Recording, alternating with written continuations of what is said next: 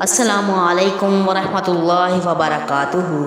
آج میں آپ کو بہت ہی زبردست اور آسان عمل بتاؤں گی، بہت ہی پاورفل عمل، ایسا پاورفل عمل اس کے بعد کسی کی حاجت نہیں رہ سکتی۔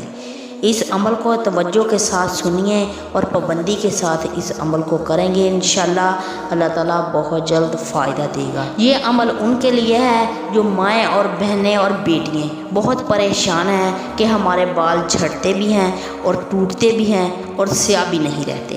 یہ ان کے لیے بہت ہی زبردست وظیفہ لے کر حاضر ہوئی ہوں۔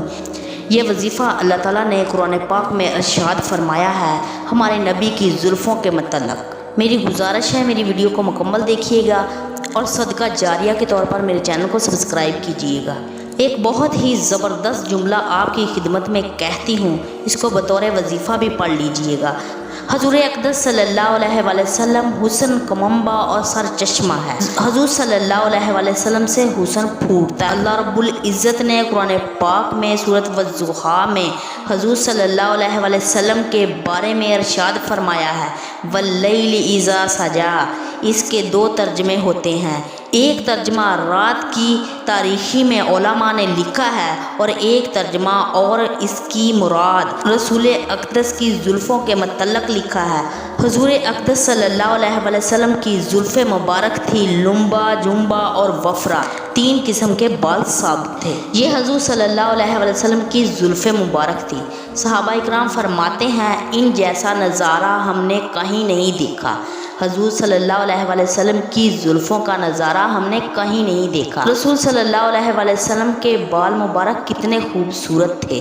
حضور صلی اللہ علیہ وآلہ وسلم نے صرف حج کے موقع پر بال کٹوائے تھے اور کٹوا کر مختلف صحابہ کو دیے، جس میں سے کچھ بال حضرت خالد بن ولید کو دیے اور انہوں نے ٹوپی میں سلائی کر لیے اور اللہ نے انہیں ہر جنگ میں فتح دی۔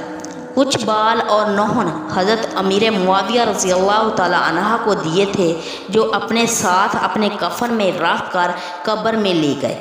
اسی طرح بہت سارے صحابہ اکرام کو دیے تو واللیل اذا سجا۔ تفصیل میں حضور صلی اللہ علیہ وآلہ وسلم کے بال مبارک کے بارے میں لی جائے تو بہت بہتر ہے۔ میرا یہ تجربہ ہے بالوں کے لیے واللیل اذا سجا کا وظیفہ کیا جائے، انشاءاللہ تعالی آپ اپنے ہاتھوں پر پڑھ کر پھونک ماریں، اپنے بالوں پر پھیر لیں، انشاءاللہ آپ کے بال تندرست اور صحیح ہو جائیں گے۔ بہتر یہ ہے آپ فجر کی نماز کے بعد اور مغرب کی نماز کے بعد 101 مرتبہ اس وظیفے کو پڑھ لیں۔